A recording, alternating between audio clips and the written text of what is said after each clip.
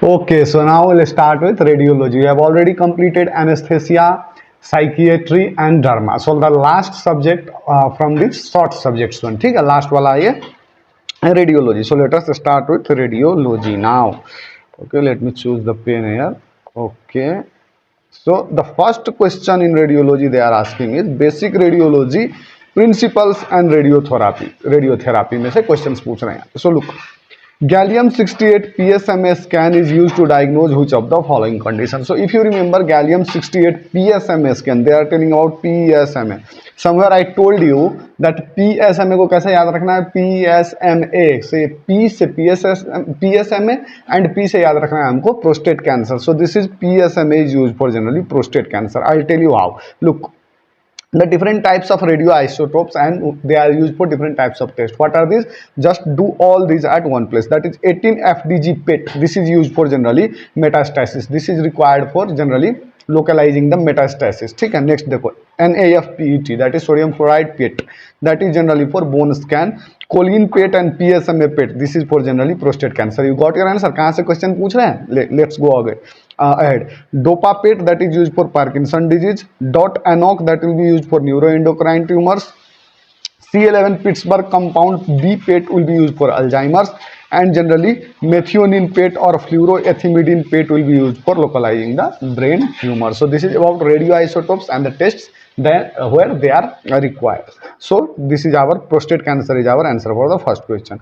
A 40-year-old female patient presents with complaints of abdominal pain. Further investigation show elevated PTH, parathyroid hormone levels, and renal calculi. So renal calculi is also there, means calcium ज़्यादा है ना, renal कैल्कुलाई calcium भी ज़्यादा है. Tried पे जाना आप, मैं कैल्शियम ज़्यादा का हिंट क्यों दे रहा हूँ आपको समझ में आएगा. Which of the following investigation should be done next. अब पीटीएच बड़ा, that's why there will be generally high amount of generally calcium, और कैल्शियम ज़्यादा होगा तो जनरली ब्लड से जाएगा फिल्टर होने के लिए, where it will go to kidney and there it can form generally there is the risk of generally calcium stones in the kidney, that is renal calculi वहीं पे दे रहा. So this is diagnosis of generally hyperparathyroidism, not thyroidism, it is hyperparathyroidism. cause क्या हो सकता है यहाँ पे, parathyroid adenoma cause can be there. So यहाँ पे to localize this parathyroid adenoma, the test required is, or the investigation required is, technetium 99 sestamibi scan. Look, sestamibi scan generally investigation of choice for parathyroid adenoma. So this is the investigation of choice in case of generally parathyroid adenoma. hyperparathyroidism generally salt and pepper skull भी उसमें देखा जाता है. ये radiology की चीज़ें भी यहाँ पे आप जनरली इसको देख लो. ये आप थायराइड स्कैन में जनरली रेडियो आयोडीन आइसोटोप को Uptake RUI radio iodine Uptake वाला जो है वो इमेज मैंने यहाँ पे रख दिया, आप देख लेना एक बार. What is DEXA scan? DEXA scan is nothing but DEXA stands for dual energy X-ray absorptiometry. Dual energy X-ray absorptiometry, that is DEXA, and it is investigation of choice in case of generally osteoporosis. ठीक है, osteoporosis. चलिए आगे देखते हैं. Which of the following active substance is used in PET scan? PET scan में कौन सा active substance use किया जाता है? मैंने आपको ऊपर ही बताया था जनरली. ये देखो यहाँ पे 18 FDG PET करके मैंने आपको बताया था, to localize metastasis. So generally this is 18 FDG, that is nothing but FDG means fluorodeoxyglucose. That's why sometimes we have to remember the full forms also. It is required to look for the malignant cells. It is required to look for the malignant cells. Look, the biologically active molecule chosen for PET is FDG. ठीक है, FDG 18 fluorodeoxyglucose, an analog of the glucose. The concentrations of tracer imaged will indicate tissue metabolic activity by virtue of the regional glucose uptake, and the most common indication for a PET scan is to detect generally the cancer metastasis in the different parts of the body. आगे चलिए देखते हैं most radio resistant phase of cell cycle.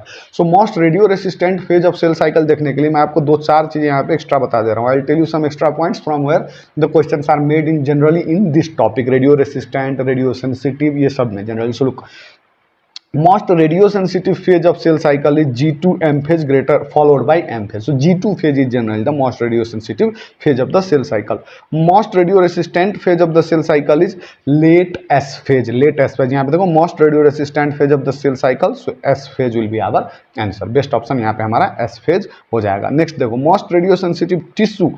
The most radiosensitive tissues are those tissues which are generally rapidly dividing.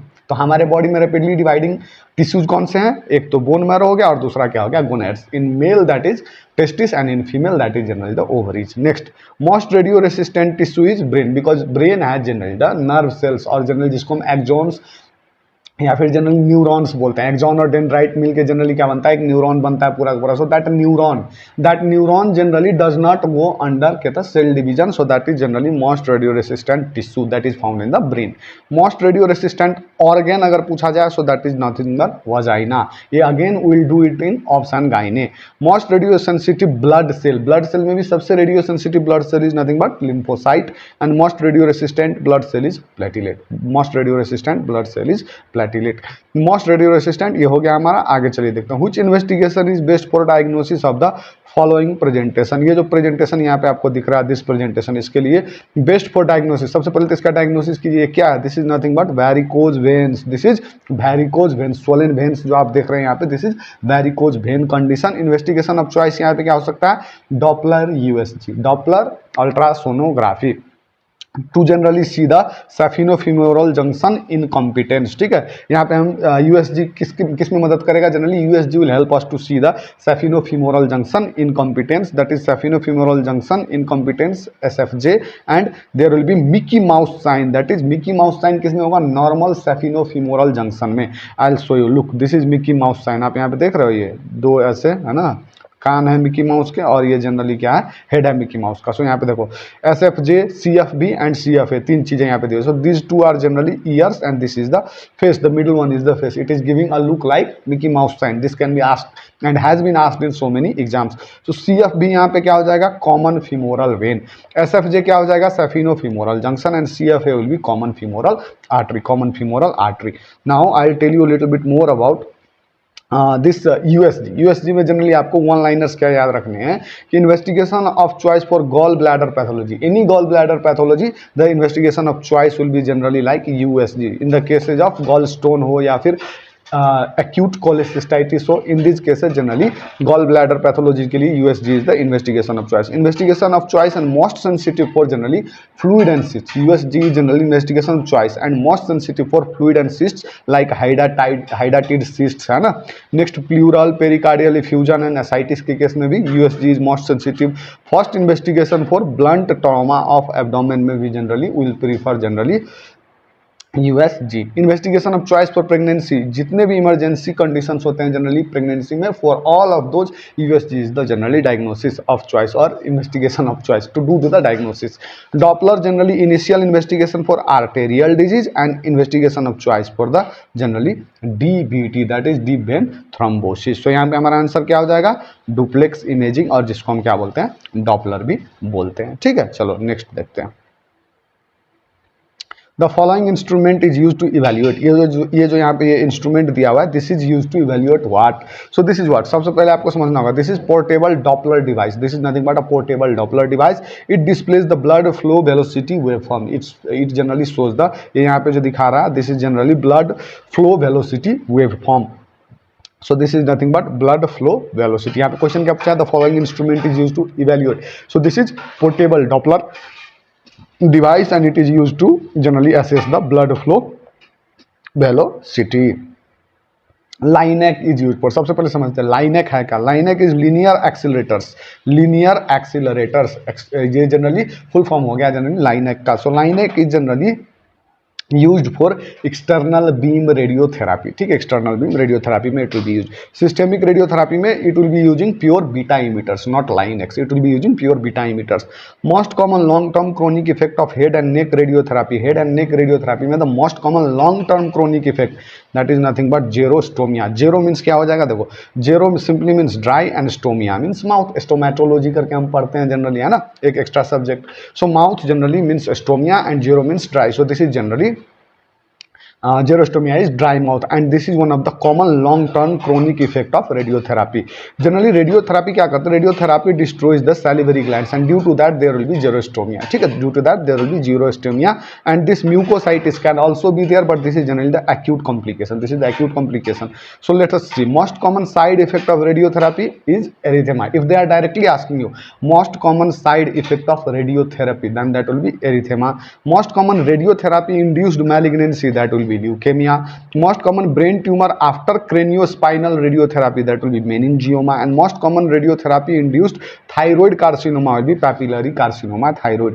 Most common bone cancer after radiotherapy will be generally osteosarcoma. This I have already covered in generally our pathology session में भी papillary carcinoma thyroid के बारे में सारी चीज़ें we have already covered. If you just go on the channel and find the pathology playlist, you will get everything there. So if I talk about the acute effects of radiotherapy and the chronic effects of radiotherapy. So acute effects of radiotherapy are mucositis, thickened secretion, mucosal infections, pain and sensory disruptions. If I talk about the chronic or the long term effects of general radiotherapy, there will be tissue fibrosis or fibrosis, salivary gland dysfunction, increased susceptibility to mucosal infections, neuropathic pain, increased susceptibility to dental caries and periodontal diseases. ये देखो salivary gland dysfunction and due to that it will lead to generally xerostomia. ठीक है, xerostomia. चलिए आगे देखते हैं. Next, intensity of X ray incident on the image receptor is to the source the image distance. ये देखो ये क्वेश्चन कहाँ से पूछा है. Intensity of X ray incident on the image, this is nothing but inverse square law. You must remember this inverse square law. ये आपको generally first page में मिल जाएगा, inverse square law.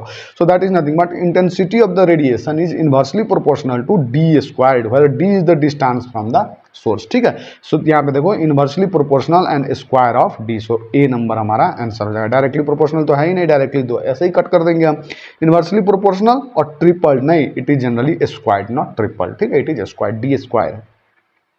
Most radiosensitive organ in the body, the most radiosensitive organ in the body already we have talked. lungs है, brains है, GIT. brain तो है ही नहीं, ये तो रेडियोरेसिस्टेंट हो जाएगा. अगर lungs जनरली बात करें रेडियोसेंसिटिव की, यहाँ पे देखो हमने ऑलरेडी कर चुका है. यहाँ पे देखो मोस्ट रेडियो रेसिस्टेंट ऑर्गन क्या हो जाएगा, वजाइना हो जाएगा. And most radio resistant tissue क्या हो जाएगा, ब्रेन टिश्यू हो जाएगा. ठीक है, सो यहाँ पे देखो मोस्ट रेडियो सेंसिटिव पूछ रहे हैं. सो मोस्ट रेडियो सेंसिटिव, एक चीज याद रखना, बॉडी में सबसे ज्यादा सेल्स जहाँ पे डिवीजन कंटिन्यूअसली हो रहे हैं. So two cells are there, two organs are there, the cells are continuously generally dividing. एक तो bone marrow and the next one is generally the gonads. So यहाँ पे बोन मैरो कहीं पे दिया नहीं हुआ, bone marrow is not given here. So in the options we have from the gonads ovaries is given, so ovaries will be our answer. Bone marrow followed by gonads and then comes the GIT comes at the third number. Next let's see what is the imaging modality shown below. यहाँ पे जो आप देख रहे हो, यहाँ पे देखो bowel loops are slightly lighted है ना, स्लाइटली लाइटेड है ना, स्लाइटली लाइटेड विथ कंट्रास्ट और highlighted. Bowel loops highlighted, it's not slightly lighted, it's bowel loops highlighted with contrast. So this is generally CT enteroclysis. ये क्या है, CT enteroclysis. कैसे पता चला हमको, क्योंकि this bowel loops are generally highlighted with generally contrast. So this is CT enteroclysis. I'll tell you a little bit more about generally CT enteroclysis. CT enteroclysis tube, here generally the enteroclysis tube is put under fluoroscopy or through the duodenoscope and the tip of the tube is placed distal to the ligament of Treach. This has been a question. कहाँ पे put करते हैं generally enteroclysis की tube? The tip of the tube is placed distal to the ligament of the Treach. Next देखो यहाँ पे और भी ऑप्शन दिया हुआ था, बैरियम इनीमा, बैरियम सोलो हो सकता है, MRI, एक्सरे, क्यों नहीं है ये सब, let us see why. So if we talk about the barium studies in generally GIT में सबसे ज्यादा बेरियम स्टडीज की काम लगती है. So if I talk the barium studies में the compound used is barium sulphate, that's why it is called as barium studies, BaSO4 barium sulphate है ना. नेक्स्ट देखो रूट विल बी ओरल और पर रेक्टल एज इनीमा. ठीक है, पर rectal as enema. Contraindication will be perforation, intestinal obstruction, TEF, and generally post-operative cases में this barium studies are generally contraindicated. We may use iodinated contrast like iohexol preferred in these cases. Which cases generally जहाँ पे हम नहीं कर सकते barium studies like intestinal obstruction अगर हो गया, ठीक है, so there will use generally tracheoesophageal fistula हो गया, तो there will use generally iohexol. ठीक है, iohexol will not use barium studies. Next look, ये बेरियम स्वॉलो की फोटो है, ये बेरियम मील का है, ये बेरियम मील फॉलो थ्रू है and this is generally barium enema. So look, jejunum identification के लिए jejunum has the valves of Kerckring valvula convenientis, so that will help us in identifying the jejunum. Complete mucosal folds extending through the lumen of jejunum, that is feathery appearance of the jejunum. ये सबसे main point आपको याद रखना है. Jejunum को कैसे पहचानना है, there will be feathery generally appearance, और कंप्लीट म्यूकोसल फोल्ड होगा। यही कंप्लीट म्यूकोसल फोल्ड कहाँ पे एब्सेंट होगा? This will be absent in the large intestine, there will be generally incomplete haustrations will be seen there. Ileum के identification के लिए featureless loop है ना, smooth bowel loop without any folds, and colon is identified through incomplete mucosal folds called as haustrations, that I already told you. For normal bowel rotation DJ flexure should be towards the left of the midline and on the same plane as duodenal bulb, which is L1 or transpyloric plane, if not sign of malrotation. This is the sign of malrotation. So this is BMFT and this is BA enteroclysis. BA enteroclysis, barium enteroclysis. Next, move ahead. Time for manifestations of gross biological effects of ionizing radiation. Manifestation of gross biological effects of ionizing radiation takes about hours to days. How? Look, effects में देखो, energy absorption changes in biomolecules DNA membranes कितने होते हैं? From seconds में। Energy absorption कितने होते हैं? Within fractions of second. Look, from minutes to hour क्या हो जाता है? बायोलॉजिकल रिपेयर होता है and change of information in cell takes place. Cell death and mutations in a germ cell, somatic cell. यहाँ पे जर्म सेल में hereditary effects and somatic cell में देयर विल बी ल्यूकेमिया और cancer. And cell death that is organ death और generally clinical changes, it takes about years, है ना, years, it takes about years and this hereditary effects take about generation. ठीक है, so यहाँ पे हमसे पूछा गया है कि manifestation of gross biological effects ये कितने लगते हैं? Generally it will take from hours to days, क्योंकि जब सेल डेथ और जनरली म्यूटेशंस होंगे तभी जनरली क्या होंगे? ये ग्रॉस चेंजेज अगर होंगे and it will take generally hours to days. Next देखो, What is the thickness of lead apron used in radiation protection? Radiation protection के लिए ये हम PSM में भी we have already covered this in the PSM also. So now you see the thickness of the lead apron used in radiation protection is generally 0.5 mm. Lead apron में minimum thickness should be 0.25 mm and most common thickness used is generally 0.5 mm. So we'll go with 0.5 mm. A patient with prostate cancer receives sequential radiotherapy at a dose of 1.8 to 2.4 GY4 generally 5 days every week for 5 to 7 weeks. This is known as, look, receives sequential radiotherapy at a dose of 1.8 to 2.4 GY for 5 days every week for 5 to 7 weeks. 5 to 7 week तक इसको generally क्या करेंगे? हम देंगे. So that is generally regular fractionated radiotherapy. How? I'll tell you. Look, if I talk about the different types of fractionations of radiotherapy, the fractionation refers to the division of the total dose into a number of separate fractions. Total देना है, अगर 500 देना है तो उसको 100 करके 5 बार देना है. So this is fractionated. Fractionation has following advantage. Fractionation allows normal cell time to recover, क्योंकि एक ही बार सारे दे देंगे तो उस सेल पे जनरली प्रॉब्लम हो सकता है. सो नॉर्मल सेल्स अगर थोड़ा थोड़ा करके देंगे तो वो क्या होगा कि रेडिएशन से जो इंजरी हुआ होगा, it will help it to generally recover from those injuries. While tumor cells are generally less efficient in repair between the fractions, and fractionation also allows tumor cells that were in a relatively radioresistant phase of the cell cycle during one treatment to cycle into radiosensitive phase of the cycle before the next fraction is given. Tumor cells that were chronically or acutely hypoxic and therefore more radioresistant may reoxygenate between fractions, improving the tumor cell kill. So these are generally the advantages of the fractionation therapy. So if I talk about the different types of fractionation therapy, first है conventional fractionation. Conventional fractionation में there will be daily treatments from Monday to Friday 5 days a week with a gap at weekends remain standard for most radical treatments, and treatment is given 20 to 30 fractions extended over a period of 4 to 6 weeks. Next देखो, hyperfractionation. Hyperfractionation means accelerated fractionation, ज़्यादा करना है. So instead of treating once a day, the number of daily fractions can be increased. That is, radiotherapy is given more than once in a day, in contrast to conventional fractionation where there is radiotherapy is given once in a day. Hyperfractionation is used to treat lung cancer. ये आपको याद रखना. और देखो ये question पूछा गया, ठीक है, consisting of 3 smaller fractions per day. Hypofractionation क्या है? It refers to the practice of giving less than the conventional 5-day fractions per week.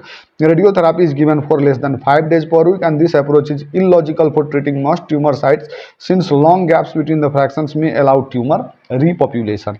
Hypofractionation is more logical in generally treating tumors with a higher capacity for repair. Example, melanomas and soft tissue carcinomas में hypofractionation is useful, and in palliative radiotherapy 5 hours of fractionated radiotherapy.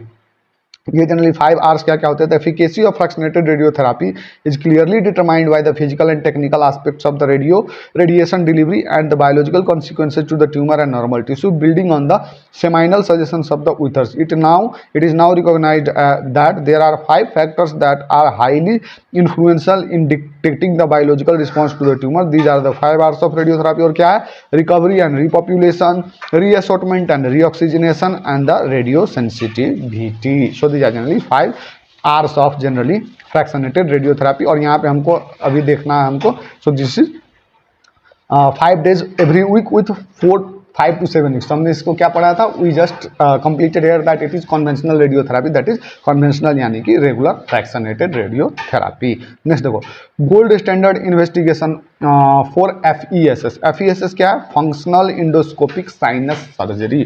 Functional endoscopic sinus surgery. इसके लिए gold standard क्या होगा? Gold standard investigation for FESS is CT scan. आगे देखो, maximum radiation exposure is seen with x-ray abdomen, HSG, barium enema, IV angiography. किसमें सबसे ज्यादा होगा? So that is barium enema among the given options here. Look, I will tell you everything regarding this. Look, chest x-ray PA view में generally mean effective dose कितना होता है? 0.02 millisievert.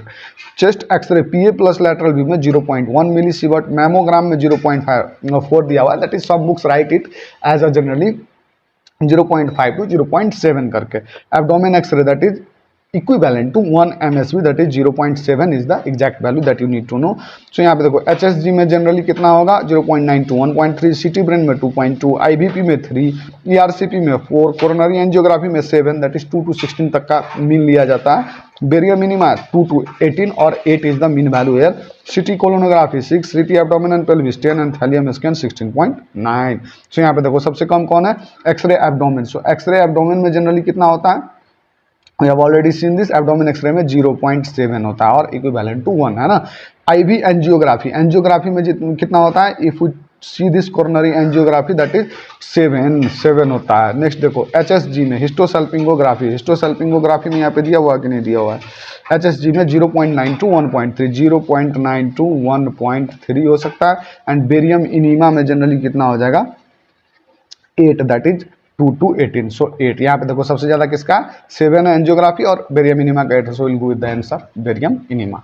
Which of the following investigations works on the same principle? CT and MRI.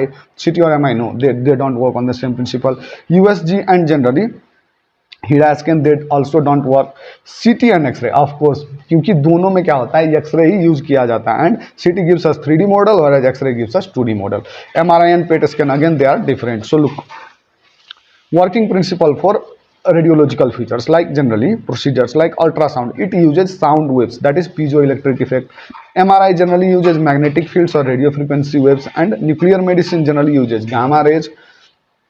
PET scan generally uses short-lived positron emitting isotopes. Each positron gives 2 gamma rays. So these are the different types of things. So X-ray और CT तो generally क्या होता है? Out of the given choices, CT and X-ray work on the same principle. X-ray pass through the body are either absorbed or attenuated, weakened at different levels. The image contains shadow of the dense tissue of the body. If 3D image is required, as in CT, a detector is placed opposite the radiation source. The software takes pictures from the different angles and performs reconstruction of image by the computer. So only difference is कि CT gives 3D and generally X-ray gives 2D, but both uses the main principle as X-ray. ठीक है, both uses main principle as the X-ray.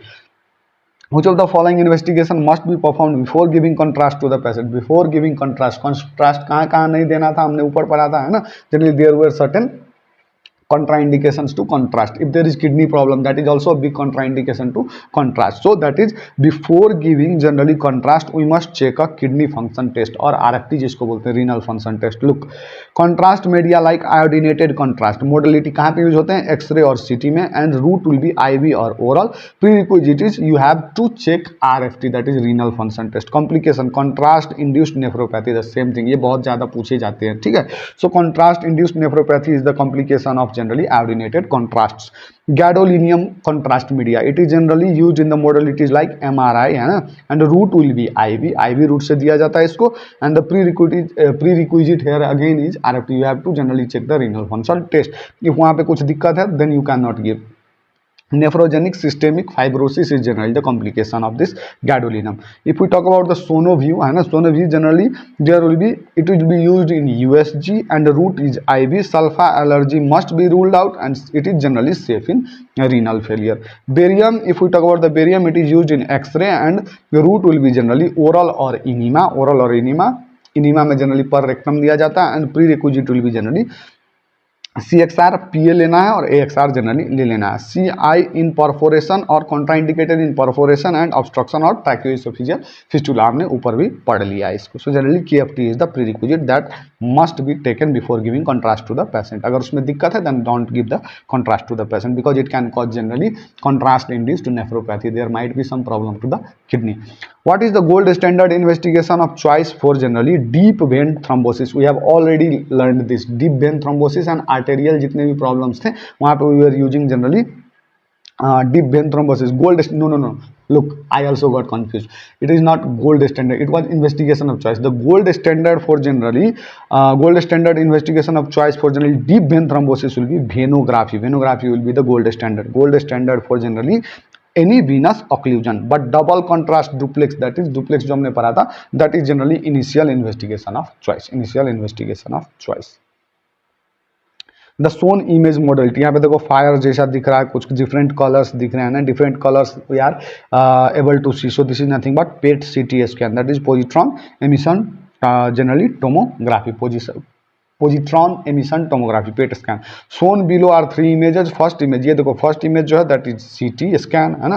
ये जो second image है generally second image is PET scan. Whereas this two, ये दोनों image को PET scan और CT को दोनों को कंबाइंड करेंगे are superimposed on each other. The image is said to be PET CT. ये पेट है, ये CT है, so this is PET CT. What is the image called? What is this image called? यहाँ पे हम देख रहे हैं दिस इज जनरली टूथ हमको नजर आ रहा है ना, टूथ नजर आ रहा है, ये जनरली मैंडिबल्स नजर आ रहा है. So this is nothing but this is orthopantogram. This is orthopantogram. Why? Look, wide view X-ray of lower face के wide view X-ray which displays all the teeth upper and lower jaw in a single film में upper और lower jaw के सारे teeth दिखा रहे हैं, उसको हम जनरली क्या बोलते हैं? ऑर्थोपेंटोग्राम. What is Townes view? Townes view यहाँ पे ऑप्शन ये स्पेलिंग इज रॉन्ग है, TOWNES, that is Townes view है ना. Townes view generally used to visualize the foramen magnum and the sella. Lateral cephalogram is used for the side view X-ray of the face and Stenver view is generally used to visualize the cochlear implant. Loss of proton and electron both when rays travel through the body. Loss of proton and electron both when rays travel through the body. Generally, this is nothing but Compton effect. The outer cell electron is ejected. You have already learned about this Compton effect. For photo, दो चीजें हमको याद रखनी है, एक Compton effect और एक photoelectric effect. So, loss of proton and electron both when rays travel through the body is called as Compton effect. Here, the outer cell electron is ejected. And photoelectric effect में there will be inner cell electron will be ejected. So these two buzzwords you have to remember and you will be good to go with photoelectric effect and Compton effect.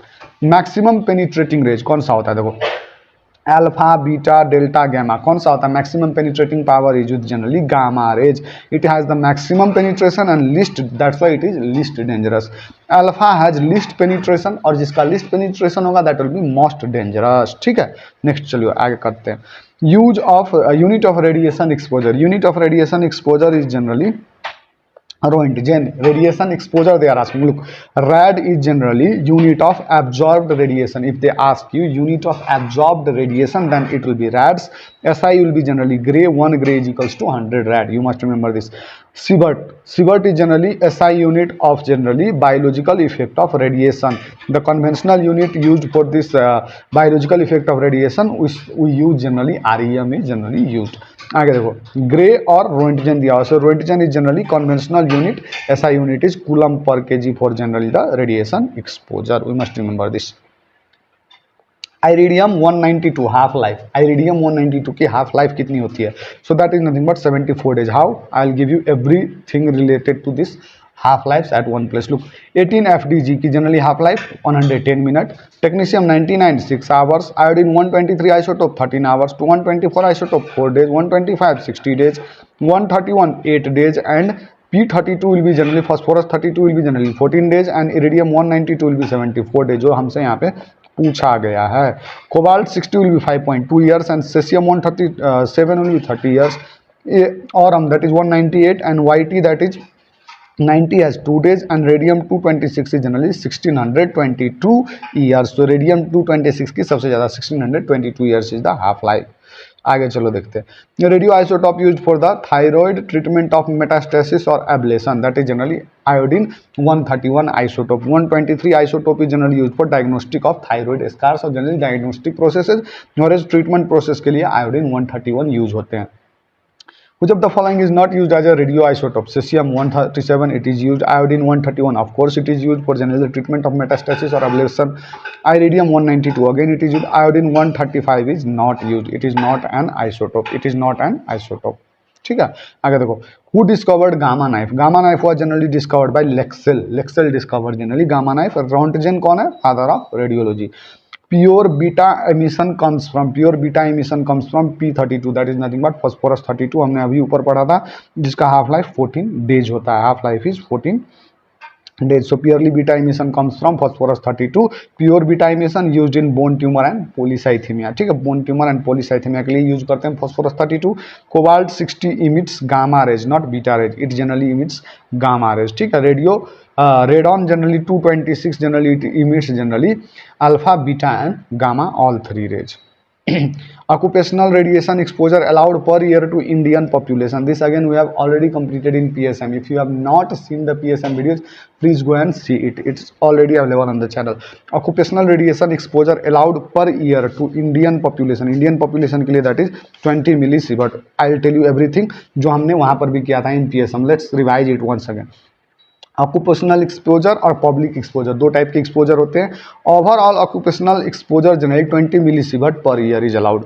Lens के लिए generally lens of the I it can generally have 150 millisievert per year. Skin extremities this I am telling you for occupational exposure. Skin extremities में 500 millisievert per year.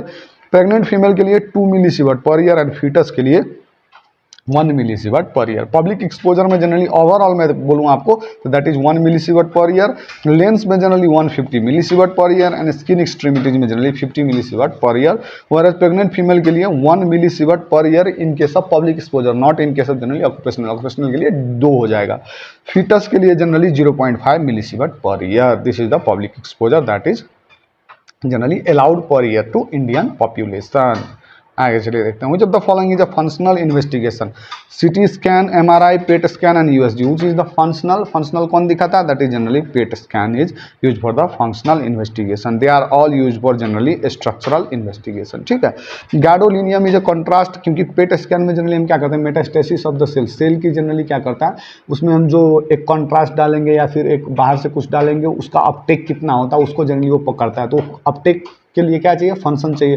Function कौन सा cell कितना कर रहा है ना, उस हिसाब से हम जनरली उसको इवेल्युएट करते हैं। So that is PET scan is useful for functional investigation. ठीक है।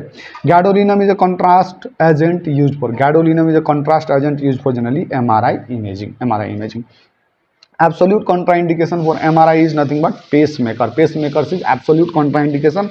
Penile prosthesis is generally relative contraindication and generally joint replacement is again relative contraindication.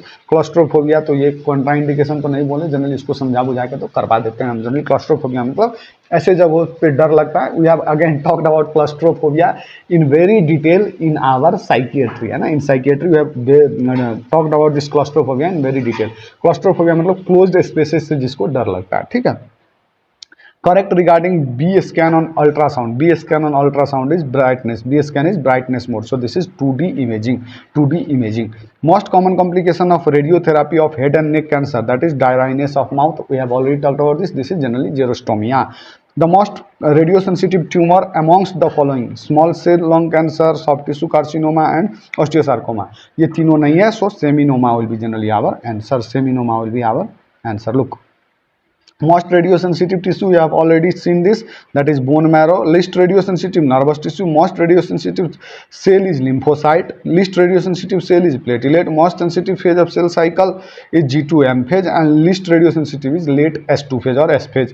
Most radiosensitive cancer of the head and neck is nasopharyngeal carcinoma. Look, most radiosensitive tumor की बात करूँ तो that is Hodgkin's lymphoma and followed by Ewing sarcoma, not Ewing sarcoma. Ewing sarcoma most radiosensitive नहीं, most radiosensitive is generally Hodgkin's lymphoma. If Hodgkin's lymphoma is not there in option, then we can go for Ewing sarcoma. Most radiosensitive tumor of the head and neck, most radiosensitive tumor of the head and neck is nasopharyngeal carcinoma followed by glottic carcinoma. ठीक है, यहाँ पे देखो मैंने पूरा का पूरा list रख दिया, आप एक बार देखो, I am not going to read all those. ठीक है, so this is generally most radio sensitive tumour amongst the following is seminoma. ये पीडीएफ आपको मिल जाएगा फर्स्ट कमेंट में, आप जाके देख लो। Maximum radiation exposure occurs in, maximum radiation exposure occurs in bone scan that is equivalent to 200 chest x-ray. CT head की बात करूँ तो it is equivalent to 115 chest x ray, and x-ray की बात करूँ तो generally the CT whole body is equals to generally 400 equivalent to 400 CXR, 400 chest x-ray के equivalence में हो जाएगा। Which of the following is a non iodinated contrast? Gadolinium is a non iodinated contrast, that is it is a lanthanides. You have seen the periodic table, उसमें नीचे जो एक्टेनाइड्स और lanthanides होता है उसमें जाके आप चेक करो, वहाँ पे आपको गैडोलिनम मिल जाएगा। This BC-PAC, Ditrazoate and Ipamidol, these all are generally iodinated contrast. All of the following about MRI are correct except, all of the following about MRI are correct except MRI is useful for localizing a small lesion in the brain. Of course, all of the following are correct, ये correct है। MRI is useful for evaluating bone marrow. Of course, bone marrow swellings वगैरह के लिए generally MRI is, soft tissue swellings के लिए MRI is preferred. MRI is better for calcified lesions. No, for calcified lesions generally CT is superior. So C number is the wrong option here. So it is generally answer here. MRI is contraindicated in patients with pacemaker. Of course, this is the absolute contraindication. MRI generally it works on magnetic resonance imaging, और magnetic चीजें हैं वहाँ पे pacemaker generally क्या हो जाएगा, metals को generally क्या करेगा, गड़बड़ कर देगा। सो that is not advised here. Urology and bone imaging. So if I talk about the gold standard investigation for fistula in ano, fistula in ano के लिए generally will use MRI. CT scan किसके लिए use करेंगे? CT scan is investigation of choice for calcifications, fractures except stress fracture. All fractures में generally CT scan is generally the investigation of choice except stress fracture, foreign body and acute hemorrhage के लिए the investigation of choice is CT scan. If I talk about X-ray, investigation of choice of knowing positions of medical devices like NG2 pacemakers कहाँ पर है, कहाँ पर जाके अटका हुआ, उसके लिए generally investigation of choice is X ray. USG के लिए generally investigation of choice for gall bladder pathologies, USG generally investigation of choice for gall bladder pathologies, fluid and cysts and in pregnancy for all the cases. USG is investigation of choice there.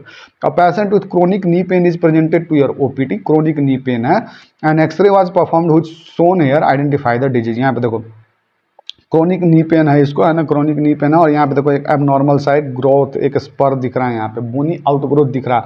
So this bony outgrowth generally which is continuous with the cortex, it is continuous with the cortex. So this is nothing but exostosis और osteochondroma, this is ऑस्टियोकॉन्ड्रोमा।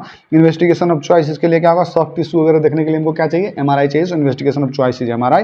And chondrosarcoma में generally क्या होता है, cartilage cap thickness should be greater than 1.5 to 2 centimetre. If the cartilage cap is greater than 1.5 to 2 centimeter, then only we can say कि that is generally chondrosarcoma. If that is not, then that is exostosis or osteochondroma. So this is osteochondroma. Giant cell tumor क्यों नहीं हुआ answer? Because giant cell tumor में there will be soap bubble appearance in distal part of the radius not knee. Look, osteosarcoma में क्या होगा, sunburst appearance होगा। Ewing sarcoma में onion peel appearance will be there in the Ewing sarcoma. Ewing sarcoma आगे देखो, a 50-year-old patient presented to your OPD with severe pain in flanks radiating to umbilicus and penis. He says he urinates more, means polyuria आ गया है यहाँ पे, ठीक है, polyuria often than usual and has burning sensation while urinating. He again has burning sensation during urination and passes a small amount of urine which is red in color, जो कि red in color means hematuria is also there. हिमैट्यूरिया, ऐसे ही आपको generally क्या करना है, पूरा question पढ़ना है तो वहाँ से समझना है सिम्टम्स कौन कौन से हैं। पॉलीयूरिया है, हिमैट्यूरिया है, बर्निंग सेंसेशन है, and foul smelling is also there. And abdominal x-ray was performed which is the best for management of this case. So look यहाँ पे देखो, स्टोन साइज के हिसाब से दिस इज जनरली डायग्नोसिस, यहाँ पे क्या हो जाएगा, diagnosis is generally renal calculus, है ना, रीनल कैलकुलेशन यहाँ पे देखो आपको दिख भी रहा है। सो दिस इज जनरली, इसके लिए हम क्या करेंगे, यूरेट्रोस्कोपी करेंगे, विल डू यूरेट्रोस्कोपी। हिमेट्यूरिया है मतलब लोअर, जनरली किडनी से बाहर निकल के कहीं पे स्टोन फंसा हुआ है, because of which generally it is causing some irritation and that's why from the ureter the bleeding is coming. So bleeding is coming. और ब्लीडिंग के लिए तो हम क्या भी कर सकते हैं जनरली, इफ ब्लीडिंग, जनरली ये सर्जरी में I will talk about this again, कि ब्लीडिंग अगर डिस्मॉर्फिक आरबीसी जा रहे हैं सो जनरली वो अपर पैथोलॉजी है, और अगर आरबीसी सेम आ रहे हैं जनरली, अगर हम उसको देख रहे हैं जनरली और आरबीसी डिस्मॉर्फिक नहीं है, means it is generally passing through the wide canal, so that is generally ureters या फिर उससे नीचे वाले प्रॉब्लम से क्या हो रहे हैं, आरबीसी ब्लीडिंग हो रहा है। So this is generally ureteroscopy will do, और जिसमें देखो स्टोन साइज के डिपेंडेंस पे जनरली स्टोन साइज के आधार पे ये अगर यूरेट्रिक स्टोन है और रीनल स्टोन है, रीनल स्टोन है नॉन लोअर पोल और लोअर पोल में है जनरली लेस देन 10 mm और 10 to 20 mm, दोनों के लिए अलग अलग हो जाएगा। सो यूआरएस और shockwave lithotripsy we can do, and यहाँ पे देखो ये सारी चीज़ें यहाँ पे लिखी हुई है for the treatment procedure of generally urinary calculus और जनरली रीनल कैलक्यूलस। इसके लिए आप एक बार इसको देख लें, I am not going to do it all here because again I will be doing this in the surgery. So this is ureteroscopy. A 34-year-old male generally complaints of lower back pain for 6 months. He is previously diagnosed as a case of ulcerative colitis. देखो ulcerative colitis का association है इसमें, so ulcerative colitis के साथ association है, lower back pain है for 6 months. X-ray picture of lumbar spine is given below. What is the likely diagnosis? Let's see this. देखो तो यहाँ पे स्पाइन्स ये सारे क्या हो गए हैं, फ्यूज हो गए। All the spines are fuse, और ये कैसे दिख रहा है, बैम्बू की जैसे पूरा का पूरा दिख रहा है। Ligament calcification, that is dagger sign, इसको हम क्या बोलते हैं, डैगर साइन बोलते हैं। So this is generally showing ankylosing spondylitis. Ankylosing spondylitis, young male with inflammatory low back ache and bilateral heel pain and generally associated with HLA-B27, और generally यहाँ पे क्या दिया हुआ है, ये देखो HLA-B27 और अल्सरेटिव कोलाइटिस भी दिया हुआ है। So this is also an association with the same HLA-B27, और first joint affected is sacroiliac joint. Investigation choice will be MRI. So this is nothing but dagger sign दिख रहा है. So this is ankylosing spondylitis. Identify the bone marked in the X-ray of the foot. ये bone जो यहाँ पे हमको दिखा रहा है, ये bone, look, I'll show you everything here. इस bone को जनरली आप यहाँ से X-ray से कंपेयर करो. Look, थोड़ा छोटा करता हूँ ताकि देखने में हो. Look, this is generally, ये जो है this is cuboid. This is cuboid है ना, और दूसरा ये जो दिखा रहा है दिस इज नेविकुलर बोन। सो हमको यही दिखा रहा है, इस साइड ऐसा है, ये इस साइड उल्टा है। देखो ये बड़ा वाला टो यहाँ पे दिस साइड में है और यहाँ पे इस साइड में है। सो जनरली इसको उल्टा कर लो and now you see that will be navicular bone. Navicular bone, ठीक है, नेविकुलर बोन। चलिए आगे करते हैं। यहाँ पे भी देखो, अगर इस व्यू से भी देखोगे तो आपको पता चल जाएगा, ठीक है। आगे चलो। 35-year-old male presented with pain and swelling around the wrist joint में pain and swelling है। There is no history of injury. Comment based on the X-ray. So generally there is no history of generally the injury की कोई history नहीं है। और यहाँ पे देखो ये छोटा छोटा बबल जैसा दिख रहा है, और मैंने आपको थोड़ी देर पहले बताया था generally that is nothing but soap bubble appearance. Distal end of radius पे multiloculated lesion which looks like soap bubble appearance. Diagnosis is giant cell tumour और osteoblastoma. History of 30 to 50 year person, और कोई injury भी नहीं है, soap bubble भी आ रहा है। So this is nothing but giant cell tumour, generally distal end of radius is affected. Osteosarcoma पे अगर मैं आपको बात करूं तो that is sunburst appearance in lower extremity bones, not upper extremity. Colles fracture is generally history of trauma will be there and giant cell tumour, ये तो answer हो गया। रिकेट्स में there will be cupping, splaying and fraying at distal end of the radius. Distal end of the radius में cupping होगा, स्प्लेइंग होगा और फ्रेइंग होगा। This soap bubble appearance will not be seen in rickets. A 70-year-old male presented with multiple areas of bone pain, anemia, renal failure, proteinuria and hypercalcemia. Hypercalcemia, look, multiple areas of bone pen, anaemia भी है, renal failure भी है, proteinuria भी है और hypercalcaemia भी है। X-ray skull is shown in the image. What is the most likely diagnosis? Look, यहाँ पे क्या दिख रहा है, ये देखो छोटा छोटा क्या दिख रहा है, this is lytic punched out lesion. और अगर आपने इतना पकड़ लिया तो you will be good to go with the diagnosis, that is this is generally nothing but multiple myeloma. Look, you have to be very cautious about the triad of the multiple myeloma. The triad of multiple myeloma has three things, that is bone marrow picture shows greater than 10% myeloma cells. On electrophoresis you will see YUM spike that is greater than 30 gram per liter and generally myeloma defining events like CRAB. So क्या है ये CRAB? C4 generally @ crab करके हम पढ़ेंगे। C for hypercalcemia, R for renal failure, C for anemia and D for bonylytic lesions। चारों चीज़ें हमको ऊपर यहाँ पे दिया, hypercalcaemia, protein urea, renal failure, anaemia, bone pen, सारी चीज़ें दी हुई है। So this is going towards your multiple myeloma. So this is multiple myeloma. Carcinoma prostate में क्या होगा, ऑस्टियोस्क्लेरोटिक लीजन्स इन lumbosacral spine, whereas primary hyperparathyroidism में no anemia and renal failure will be there. Secondary hyperparathyroidism में there will be due to chronic renal insufficiency, chronic renal insufficiency की history दी होगी। What is the likely diagnosis here? ये देखो आप, ये देखो, इसमें देखो, ये स्टोन स्टोन जैसा सिस्ट दिख रहा है, पूरे भरे पड़े हैं cyst. Large cortical plus medullary, cortex और मेडुलरी मेड्यूला दोनों में सिस्ट हैं। Loss of cortico medullary junction, cortex और मेडुला हम यहाँ पे देख ही नहीं सकते, पूरा लॉस हो गया। So generally this is complete distorted kidney. This is diagnosis of ADPCKD, that is autosomal dominant polycystic kidney disease. Autosomal dominant adult में होगा and autosomal recessive will be seen in generally the child. Autosomal recessive will be seen in the child. So this is MR-ADPCKD, MRI of ADPCKD, ARPCKD generally autosomal recessive. जनरली क्या होगा, there will be bilateral nephromegaly, reniform shaped kidney and homogeneous parenchymal signal patterns will be seen there. आगे चलिए देखते हैं।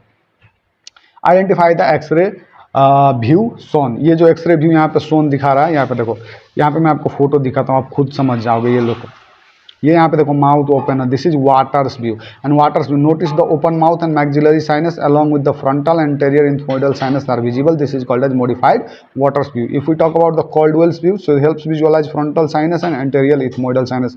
यहाँ पे mouth open नहीं है। नेक्स्ट देखो, विजुअलाइज मास्टोइड एयर सेल, यहाँ पे मास्टोइड एयर सेल दिख रहा है, this is टाउनीज view, this is generally टाउनीज view. अब देखो, ऐसे करके लिया गया है, माउथ ओपन है, ऐसा ऐसा करके जनरली फिल्म पे रखा गया। ये जनरली देखो, कार्डवेल व्यू में जनरली ऐसे रखा गया है, इसको आगे किया गया। So generally this is nothing but Caldwell's view, this is Caldwell's view.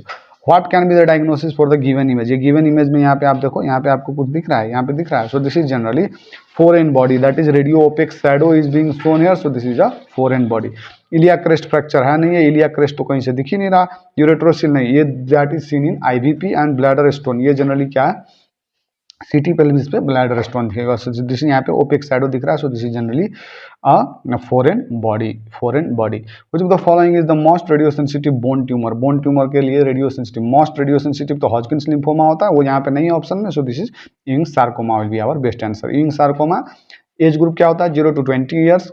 Clinical feature mimics the inflammation, redness, fever and swelling will be there. Onion skin periosteal reaction will be there. On histopathological slide, if you see, you will see round, a small round cell tumor, Homer Wright pseudo-rosettes pathology समझना इसका, and most radio and chemosensitive tumor is this. Identify the fracture shown in the given radiograph. Given radiograph में identify the fracture shown. यहाँ पे जो fracture दिख रहा है, देखो, ये हो गया आपका रेडियस, है ना, रेडियस, और ये लिटिल फिंगर के साइड पे है। So this is ulna. Ulna क्या हो गया, डिस्प्लेस हो गया, और रेडियस क्या हो गया, यहाँ से फ्रैक्चर हो गया। सो देखो, fracture of distal part of the radius plus dislocation of generally distal radio ulnar joint and ulna intact. Ulna में कहीं भी कोई फ्रैक्चर नहीं है। So this is the diagnosis of Galeazzi fracture that will be doing in more detail when we do generally the orthopaedics. ठीक है, orthopaedics, when we do orthopaedics. यहाँ पे देखो, मोन्टेजिया फ्रैक्चर में क्या होगा, proximal 1/3 ulnar fracture with radial head dislocation. यहाँ पे अल्ना का डिसलोकेशन है, just opposite. Monteggia fracture is just opposite to generally the Galeazzi fracture. So this is Galeazzi fracture. Clay shoveler fracture generally lower cervical vertebra spinous process fracture will be there, and Jefferson fracture में there will be the fracture of the C1 vertebra, that is called as Jefferson fracture. You must remember this very important points. I'll do up to this in the part 1. In the part 2 I'll try to complete all the remaining things. कितने और बचे हुए हैं, 1 2 3 4 5 6 है, अभी बचे हुए हैं, बहुत ज़्यादा बचे हुए हैं. So I'll try to do it in the one shot in the next part. This is all for the first part. We'll try to complete the whole thing in 2 or 3 sessions. We'll do the complete thing. और उसके बाद मैं पूरा एक one shot पे रख दूंगा, ठीक है. So this is for today. I'll meet you in the next video with the radiology only. और उसके बाद जनरली हम क्या जाएंगे, ENT और ops and gynae. Just share it. आप लोग थोड़ा सा उस पर क्या दिखाओ, लाइक शेयर और कमेंट थोड़ा सा करो. जनरल एक्टिवनेस दिखाओगे तो I will also be very active and I will drop 1 video daily, और 1 सब्जेक्ट ही डेली करवा दूंगा मैं. और टाइम भी नहीं बचे हुए हैं, जनरली 26 को है और उधर 3 को जनरली नीट पीजी का भी है. So this is very much important for your NEET PG and your FMG both. Thank you so much. I will meet you in the next video.